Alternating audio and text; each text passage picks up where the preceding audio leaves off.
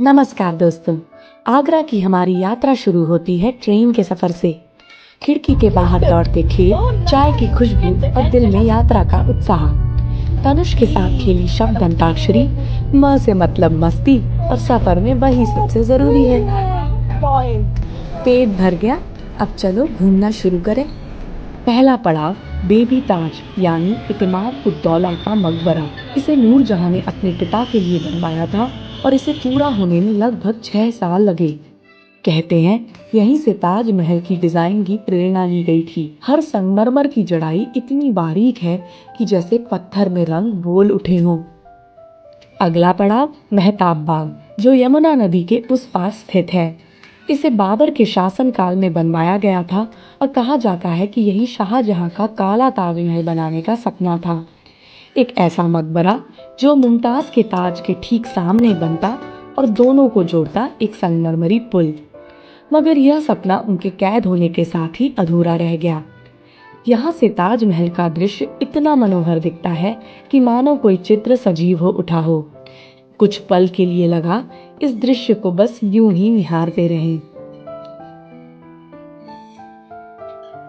इसके बाद हम पहुंचे आगरा किला, जिसे अकबर ने सन 1565 में बनवाया था। लाल बलुआ पत्थर से बना यह विशाल दुर्ग लगभग 8 वर्ष में पूर्ण हुआ। यहाँ की दीवारें इतिहास सुनाती हैं और हर दरवाजा एक कहानी। यही वह स्थान है जहाँ शाहजहां को उनके पुत्र औरंगजेब ने नजरबंद कर दिया था। कहते हैं शाहजहां अपनी आखिरी सांसों तक इसी किले से दूर ताजमहल को निहारा करते थे। इतिहास के कुछ अध्याय कड़वे जरूर हैं, पर इन दीवारों की कला अब भी हमारे शिल्पकारों की महानता बयान करती है। इतिहास देखा, अब स्वाद की बारी थी। सदर बाजार की चाट, गोलगप्पे और कुल्फी ने दिल ही जीत लिया। भीड़, रौनक और जायका सब कुछ निराला था। और आखिर में ताजमहल।